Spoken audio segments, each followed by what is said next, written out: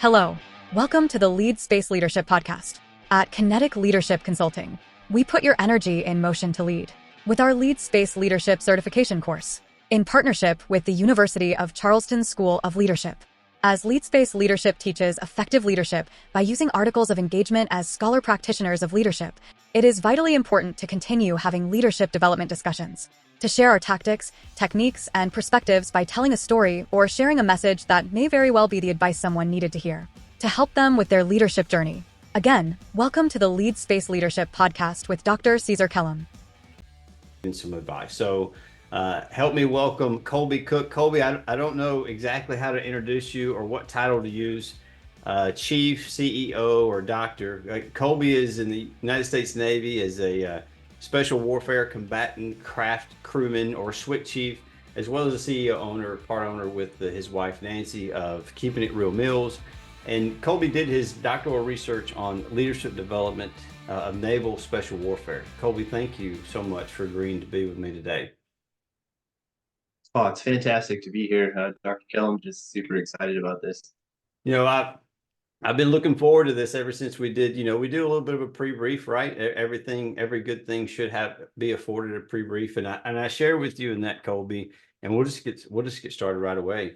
I shared with you there that to follow a framework would be somewhat just like Dr. Barnett, I think, was the first one to foot stomp it there in DEL, of following a what, so what, now what kind of a flow for our discussion. And I'm glad you gave me that read-in for the intro, because I'll share the world that I told Colby that if he didn't give me something that told me, I could share with the world, I was going to end up freestyling, which meant I was to be here with the whole podcast talking about some of the amazing things that you've done, Colby. I'm very proud and honored to know you. Thank you for your service, by the way, in the military. How long have you been in? Oh, thanks for your support. It's been 17 years, so it's it's a great opportunity, and they say the light's at the end of the tunnel, but Nancy said you might have to re-enlist one more time, so Yeah. that tunnel might get a little longer. Well, just what I read out. I mean, you've been busy. You've been very busy. You went back after finishing the Doctor of Executive Leadership to get your MBA. There's so many things I've left out. Maybe you should. That was a core picture information. Maybe you could do the fill-in. So you went back and got your MBA. Yeah, so I took a little break after I got my doctorate, and I was feeling antsy, so I decided to do a certification first. I went ahead and did the Lean Six Sigma Black Belt course, and that was really good. If y'all know Dr. Biggs, he's huge into Lean Six Sigma, and it helped me out a lot with the meal prep business. And once I finished that, I was like, Nancy, I'll go back to school again. So I knocked out an MBA in a year and a half. Oh, wow. So, and that's what I did.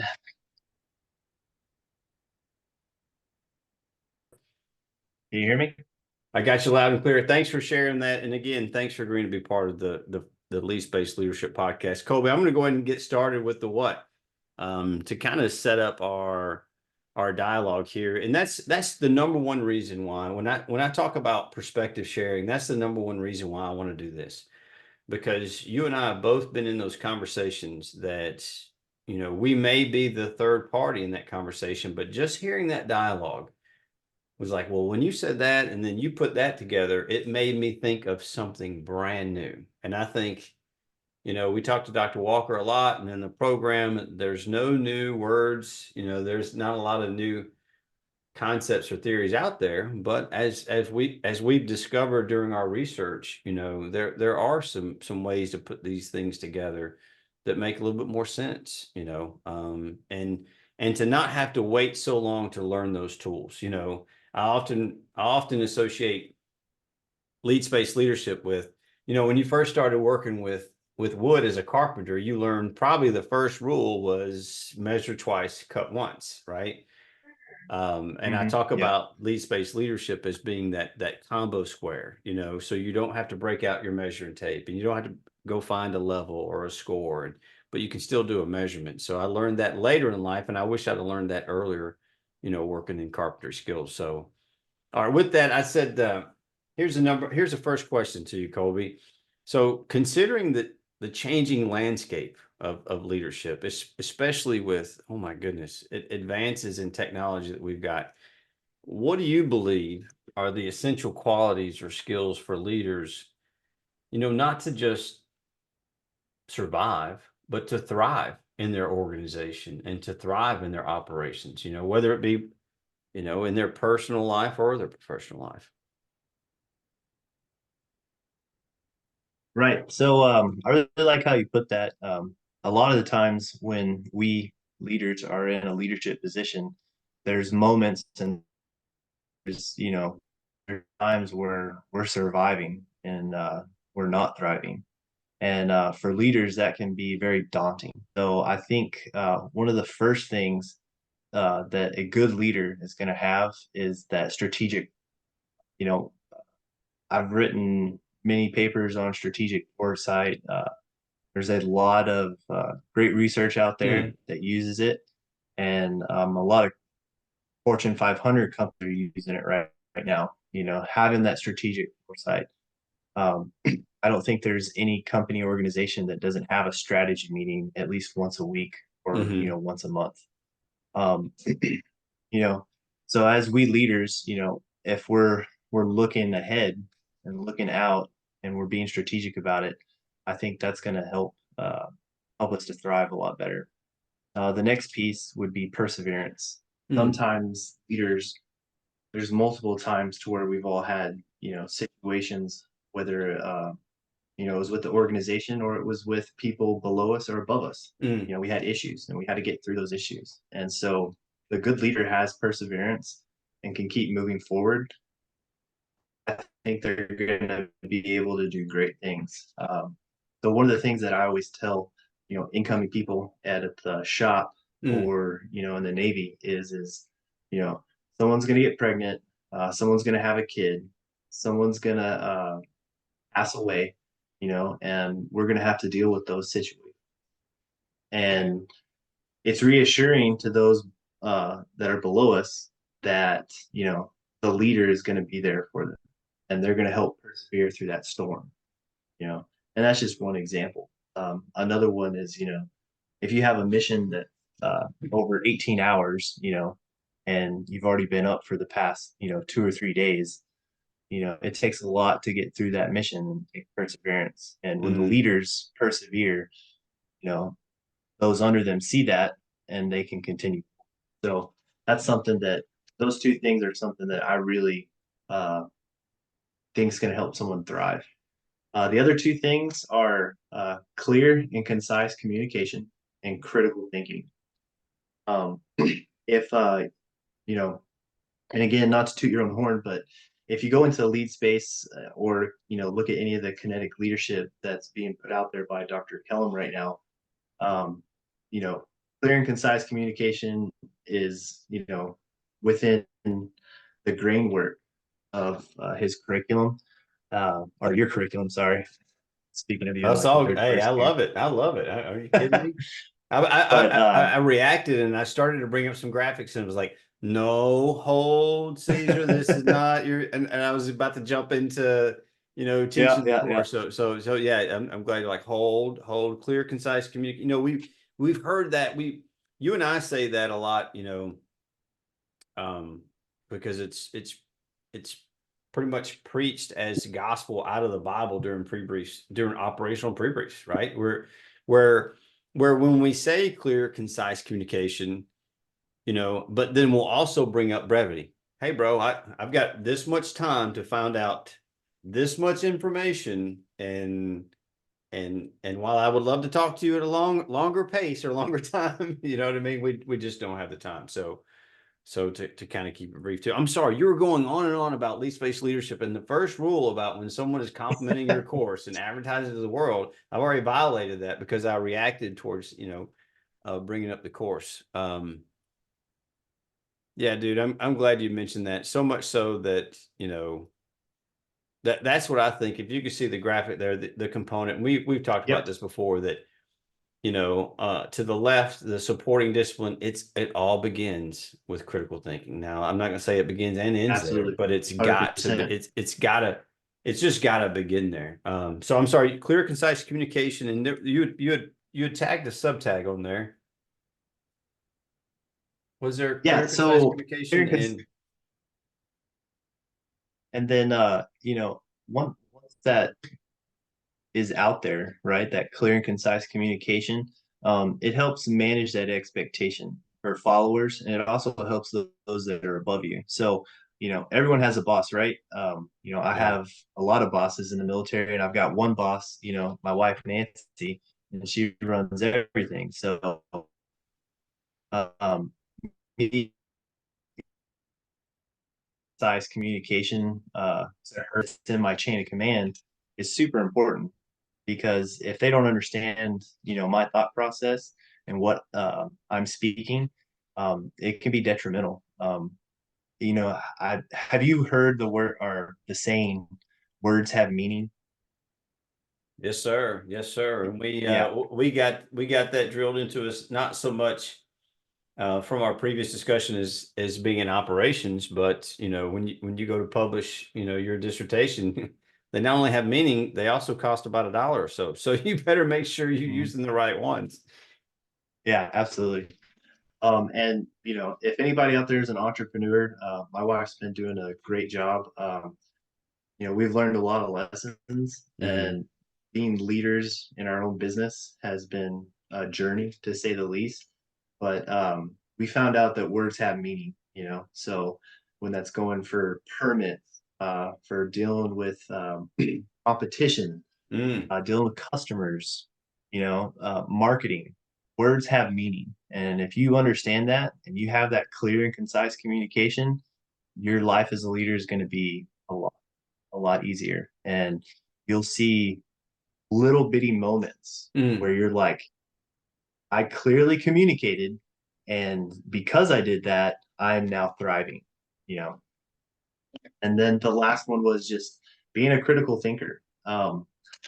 Sometimes I think some leaders do a little bit of overthinking instead of critical thinking. Mm. And I think when you as a leader can take a step back and critically think about a situation, a problem, a scenario, whatever, Mm. and you look at it from a different lens, you're going to come out on top. I like that. I like Yeah, that a lot, that's Colby. And it kind of, to work backwards, it kind of reminds me too that, you know, overthinking versus critical thinking, that might be on the next podcast. But really it's what I love about scholar practitionership perspective of critical thinking is that if I can literally show you and just pointy talkie to, I think this about this. I think I'm using these types. Well, I'll just go ahead and say it, just like in picture in lead-based leadership. Here's a problem. Here's an issue. Here's a concept. Those are really easy. But when I get to the mhm. T, we may have a difference of opinion on time. I'm thinking I got to do this now. You're like, dude, that's 3 weeks from now, bro. That is not the gator closest to the boat. And I use pictures and acronym. What use of assumptions are we, are we referencing others? Are we evaluating our COA? So unless, and I grin because it just seems so simple. And what we don't realize is like during Air Operations Center, during the strat division and stuff, they've got it broken out. Your crew has it broken out that you can pointy talkie and go, this is what we're thinking. And then you can really Yeah, start comparing, and really when we say comparing, I think this is what we're talking about. Then you can start thriving and not surviving. Then what, not so much what everybody thinks, but I'm getting chills, but everybody's potential solution to the problem.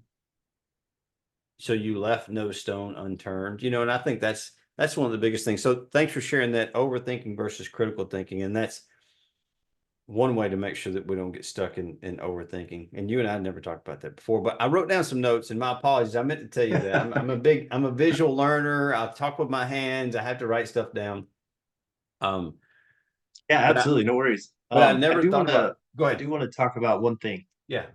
So you brought up assumptions, Mm-hmm. and I just want to put this out there into the world for the podcast. You know, everybody has assumptions, okay? And one of the things that my grandfather taught me was don't think no. And I found myself in many a times as a leader, I was assuming I had an assumption about a person, a situation, a scenario, and because I thought I knew, but I didn't know, it bit me.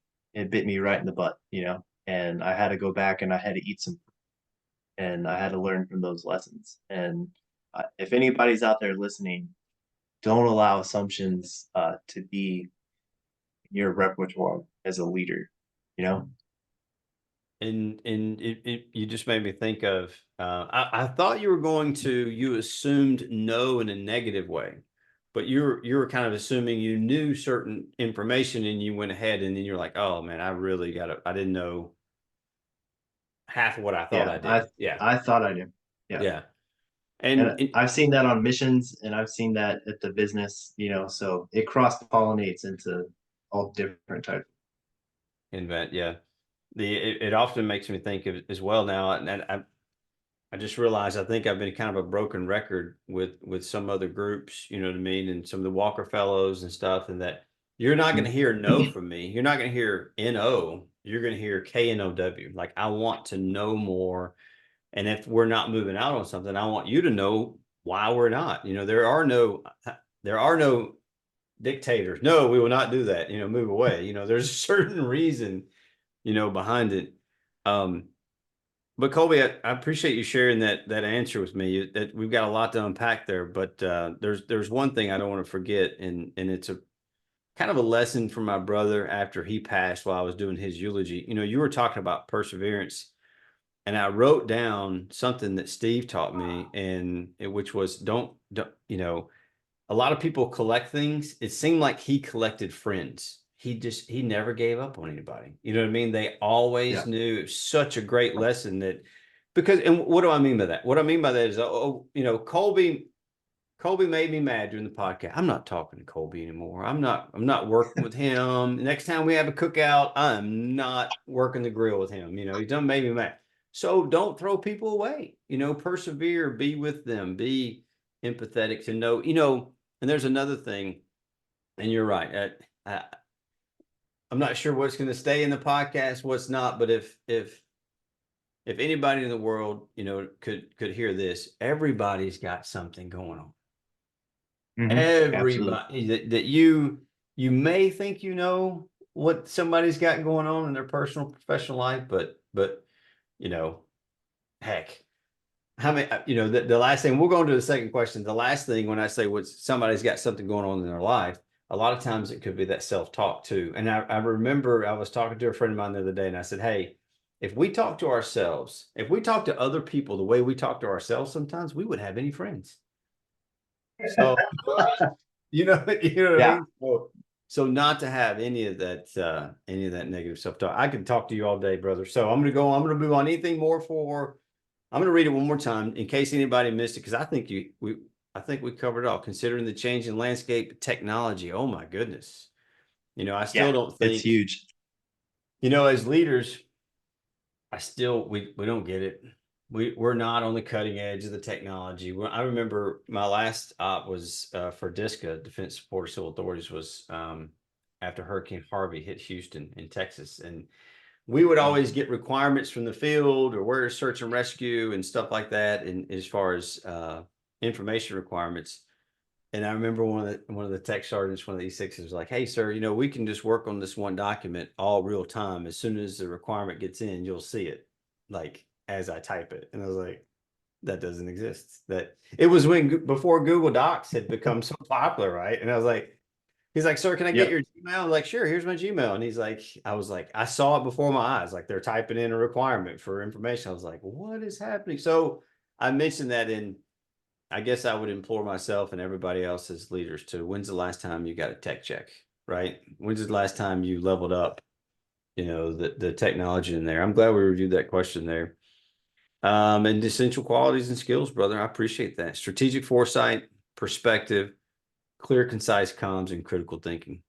I think based on your answers to that first question, I can't wait for the next one. So what, you know, I'd like to really move into, I introduced your study and, I really want to know about your experience, or your approach. So from your experience, what are some approaches, strategies, or beliefs that have led to your success in leadership? Yeah. So, one of the first things that helped me get into my true leadership shoes, as you could put it, is just having a faith-based leadership style. I didn't really know what that was at first, Mm, Um, going through the Dell program, I was able to figure that out. And we were able to come up as a class, each one had to individually come up with their own leadership. And so mm, for me, mine was warrior leadership, which is the combination of transformational leadership and servant leadership, or spiritual leadership. Sorry, servant leadership wasn't something that resonated with me, but spiritual leadership did because I mm, have a background growing up in the church and living my life for God. So I knew I needed something in there, and I was really wanting servant leadership to be a part of that. mm. But um, I'm just I'm a little too selfish sometimes. It's one of my flaws. So that didn't work out. But spiritual leadership did, and when you Mm, couple that with transformational leadership, um, I have watched those that have been under me, both in the Navy and in the business, and being able to take an individual and grow them to something that is, much higher in leadership, morals, ethics, mm, and just seeing them blossom is something that I really enjoy. So to answer that question, warrior leadership came about through the Dell program, and I take that warrior leadership and disseminate it out, and it comes back tenfold, and that's because it's got transformational leadership and spiritual leadership. I love it. I love it. And the DEL has, Formation of Scholars, Dr. Walker's book. I mean, it's changed so many lives, the DEL program and you putting your time and energy, that's what kinetic leadership is all about. Where are you spending your time and energy? Where are you putting your energy and motion to lead? And I love that. Yours is transformational and spiritual. Mine is in Leadspace, which came out of the study, of executive leadership during natural disasters. So it's like an extension. Having this conversation with you, it's almost like Dr. Barnett's over here going, yeah, see, this is the scholar practitioner piece that you're going to go forward. Yeah. And, he's, And then I swear, I swear I remembered everything that man's ever said to me. I'm sorry, go ahead. And then what? and then he'll say that, and then he'll whisper, "Lead on," Lead on. Yeah, and yeah, yeah, yeah. you just get Oh, fired up. man, you get a lead on, it doesn't matter where it's at. You know what I mean? It could be an email or wherever. You get a lead on from Dr. Barnett. You've done some good. All right, brother. I'm going to keep this Yeah. short so folks watch it. And so man, thanks for sharing that, dude. I didn't really know how to get into the greatness of your study. To how do you get a research study out there in just a few minutes? But just sharing those, man, that's solid gold, Colby. I appreciate that. So for the now what we did, what so what, I think we covered that really good, especially your success in leadership and tying it into how you do that day in and day out. I appreciate that. And for now what, we'll wrap up with. So on all that, we went some areas that we couldn't even think that we would go, and building on that, I'm all about that actionable advice. So what actionable advice would you offer leaders seeking to adapt their leadership approach to meet the challenges of today? Yeah. So the challenges of today are very diverse. I'll put it that way. Um, I see this both at the shop and I see this in the Navy. Policy gets pushed down at the Navy. You know, things that we deal with in the shop, both for employees and for customers, we have to walk a fine line. Mm, And so for both of those organizations, it's super important that the leaders are seeking to understand before being understood. And, that comes from Dr. Covey, mm, 7 Habits. But I used to try to fix problems all the time. I didn't seek to understand what they were going through because I just wanted to fix the problem and be like, okay, here, do you understand what's wrong now? I got it. You don't. I fixed it. Next problem. Yeah. Can't do Next event.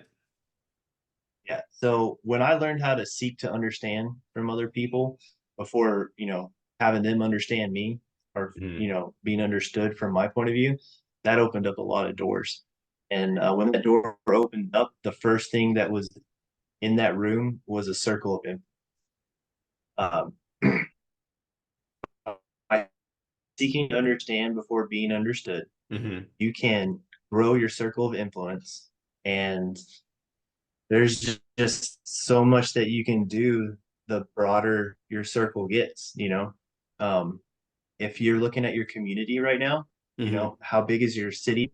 How big is your state? How big is your country? The bubble, the circle just keeps going, and when you look at that circle of influence and you start working it, just things start happening and good positive results come out of it. So it makes me kind of think of when you're looking at that circle but you're also looking at what may not be within that circle and go, wait a minute, if I'm spending my time and energy on this, and I really, I remember as a aerospace control and warning operator, dealing with radar. I remember one of my, the frustration or whatever, one of my webs officer buddies, he was just like, we need radar everywhere. We need it here and here and here. I'm like, I get it, dude, but we don't. We don't just magically have radar everywhere. So that's not within my circle of control. Within my circle of influence would be, how do we use the ones we've got better, and how do we build capability? So, and realizing that it kind of makes me think of what I cannot really do. Right. Yeah. You hit the nail on the head with that. So what you just said, if you couple that with discipline and being able to be comfortable while being uncomfortable,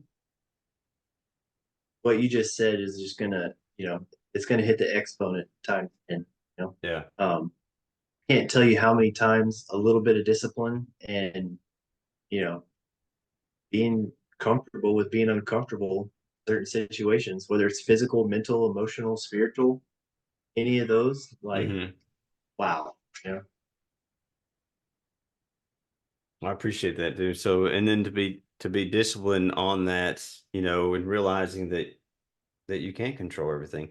If we could back up a little bit, that I'm back on the warrior leadership, and spiritual and transformational, and you talking about your faith, and it just reminds me of my personal mission statement's right here: to let go and let God use me to be a good and faithful servant of wisdom, so that I can make choices and decisions that ensure I'm the best version of myself, so that I can help others. And I got that from the DO program. But your comments also make me think of,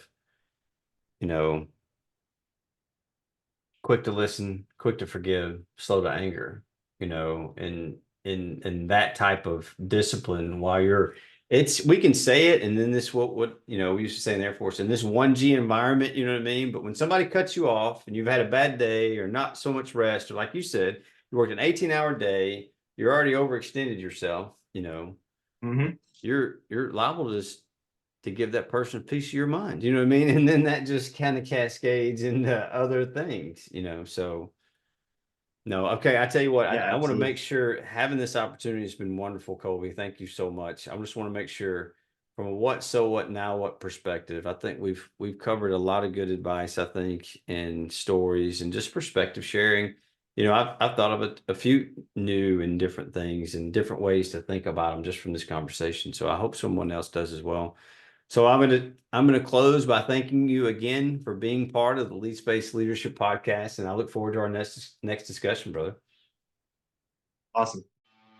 Thank you for listening to the Leadspace Leadership Podcast. Learn more at www.leadspaceleadership.com and check out the Leadspace Leadership Certification course being offered at the University of Charleston. Take care and God bless.